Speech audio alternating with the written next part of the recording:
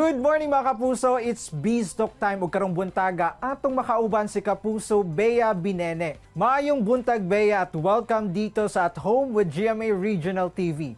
Maayong buntag sa inyong tanan, mga kapuso, at sa At Home with GMA Regional TV. What are the first 3 things na ginagawa mo pagising sa umaga? 3 things that I do every morning. First, nag-check ako ng phone.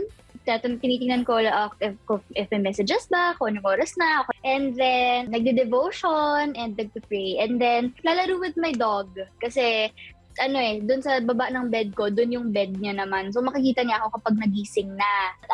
Makungulit na yan. So, kailangan may playtime muna kami. That's nice. Speaking of first, what is the first thing that comes into your mind when we say the place Mindanao? Colorful. Kasi talagang napakamakulay ng Mindanao. Makulay in terms of very vibrant ang mga tao, very warm, very welcoming. At the same time, yung mga pagkain, ang sasarap ng pagkain, so very colorful din, ganyan, diba? Tsaka yung mga festivals, ganyan. So, yun yung mga pumapasok sa isip ko kapag narinig kong Mindanao. Alright. And I'm sure, Bea, na na-miss ka na ng taga Mindanao ngayon. And by the way, may bago kang project dito sa Kapuso Network. Ano ang iyong naging initial reaction noong nalaman mong makakatambal mo muli ang iyong naging ka-love team na si Jake Vargas? Na-excite ako syempre because it's kumbaga ngayon lang ako mag-work ulit after the pandemic At the same time, I was kinda nervous kasi yun nga, first time ko mag-lock-in, first time ko makakatrabaho si Direk Adolf, first time naming magkakatrabaho ulit ni Jake tsaka ni Christopher after a long time. And I felt really, really blessed kasi nga may bagong trabaho. Na-excite din akong mapanood na ng ating mga kapuso, yung The Fake Life. Alright. At nafe-feel talaga namin ang excitement mo. Anong preparations naman ang ginagawa mo as you portray the role of young Cindy dito?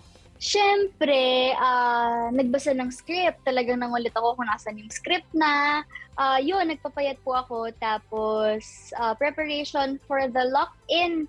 Siyempre, nag-prepare ako ng mga gamit. Nagpa-salon ako kasi siyempre, kailangan maayos naman yung itsura natin doon. Tapos, prepare din dito din sa bahay since wala nga kami sa bahay for a while. So, yun. Alright. At gusto rin naming malaman syempre, ano ba ang mga favorite scene mo dito?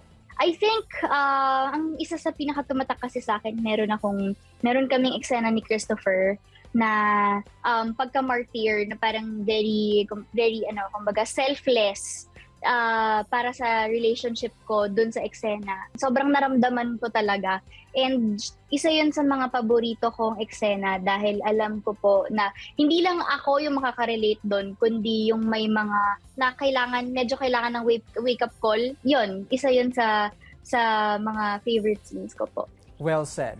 Alright, please invite all our kapuso here in Mindanao na abangan ang The Fake Life and to support you in all your social media accounts. Ayan, mga kapuso, so lalo-lalo na po sa Mindanao, iniimbitahan ko po kayo na sana po panoorin ninyo at sana po abangan ninyo ang The Fake Life. Magsisimula na po ito sa June 6, 4:15 p.m. sa GMA Afternoon Prime. Directed by Direk Adolf Alex Jr. At pinagbibidahan po ito ni na Miss Beauty Gonzalez, Mr. Ariel Rivera, and Sid Lucero. Sana po magustuhan ninyo. I hope you will support it, and not just us but the whole show, yung hanggang dulo, hanggang ending ng show, sana po panoorin ninyo dahil maganda po yung storya at para sa inyo po ito. Sigurado tayo dyan na maraming mga kapuso natin ang mag-aabang sa show na yan, Bea. And again, thank you sa time na ibinigay mo dito sa At Home with GMA Regional TV.